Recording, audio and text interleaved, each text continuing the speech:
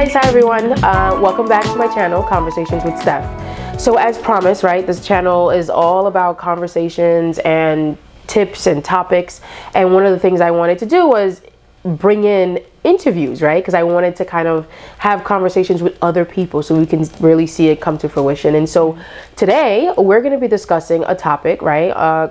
Grief and loss, and I have my good friend Erica here who's gonna be discussing this topic. I hope you enjoy the conversation. I just can't wait to see where this conversation leads us. So without further ado, let's get started, and I'll have Erica introduce herself. Hi everybody, my name is Erica and I'm excited to have this conversation with Steph. I think it's going to be very fruitful, very engaging, and something that you can learn from and then also share with your friends and family. So I can't wait to start and get talking. All right, awesome. Okay, so, all right, now that Erica's introduced herself, right, and I'm excited to get into it.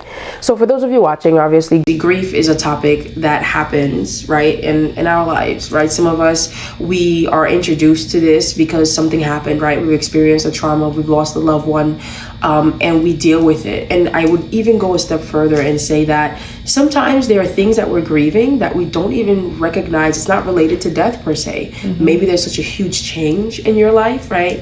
And we are sad about it. It's because we are still grieving it in a different way. But today's grief is really going to be about the passing of a loved one, Erica's dad. Mm-hmm. Actually, a man that growing up, because I've known Erica for a long time, and I have to tell you, he is missed. I missed his round belly. That was the cutest part. And he would always quick to give you a hug and talk with you. And it is such an interesting topic. And so I'm really honored and happy that Erica's here to both be vulnerable, right? Because that's one of the things I want on this channel, is to invite vulnerability. And so without us kind of chatting on too much about grief, so I have a few questions for you, right? One, first and foremost, I think, how are you doing, right? How have you been? How are you doing with everything? Right now, I can say that I'm still in limbo with my emotions still, mm-hmm. but for the most part, I'm doing very well. Right. There was a time where I didn't think I would ever get to this place where I'm like, dressed up, my personality showing out. I was kind of nervous about that. Yeah. Because you know how my personality is. Girl, get it. But I believe I'm doing better than I think I am. Okay. I think sometimes it's very difficult to absorb when you want more in life. Mm-hmm. And I'm at a place where it's like I know how to play the game. Yeah. I know the rules to the game. Okay. But now I have to physically play it. So I'm at the part where I need to physically start playing. Got it. So that's where I'm at. Like that whole I'm getting ready to come out kind of thing. Mm-hmm. That's where I'm at right now. Yeah. All right. That's good. I like that. I'm happy for you. I'm happy that you're getting to this place because I imagine it wasn't always like that. No. I imagine like just this personality of yours coming out. Mm-hmm. It's just, when something like death happens or a sudden loss or mm-hmm. something that blindsides you happens, mm-hmm. it can rock your world, right? 100%. And it could completely kind of lay you out for a moment, mm-hmm. Pull you out of the limelight of your own life, mm-hmm. right? And mm-hmm. so it's like, oh my goodness. So one of the questions I had is, prior to your dad's passing, right? Mm-hmm. Have you ever had any other type of experience with grief before? I have. I think that I've had my grandmother passed away, certain family members passed away. Mm-hmm. I remember the earliest recollection of grief was my grandmother, and I would say somebody from my high school. Okay. Who actually passed away playing basketball. I think something happened with his heart. It wasn't a heart attack, but it was something that happened there. And I remember feeling really sad then. Even with my grandmother, she was a very big pillar to the family, my grandfather. So I had that level in introduction to grief, mm-hmm. but this kind was a little different. Yes. Right? Because it was like, this is my father, right? So it was a little different. But yeah, I had some experiences with grief before. Okay. Yeah. And that's why I wanted to know, right? Because here's the thing, grief comes in all types, right? For all 100%, yes. And the person or people that we know that pass away, we all have a different kind of level of response to it. That's true. And I know that being your father, this has to have hit differently. Yes, it did. Right? Yes. It like I don't really have much words for it. I feel like with losing him, mm-hmm.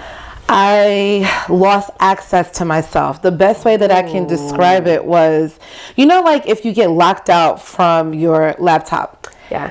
maybe you call an IT department, maybe you call somebody who's really great with computers to kind of get you access, or you have to change the password because the old password is not working. Yeah. I felt like I was being introduced to another life post grief. Yeah. I had to learn how to smell things again, like smell things and be in life and be encouraged and be inspired because I lost it. Yeah. You know, I was really, really down. So just kind of going through those motions to relearn, like, oh, I like lipstick and I like perfume and I like these things.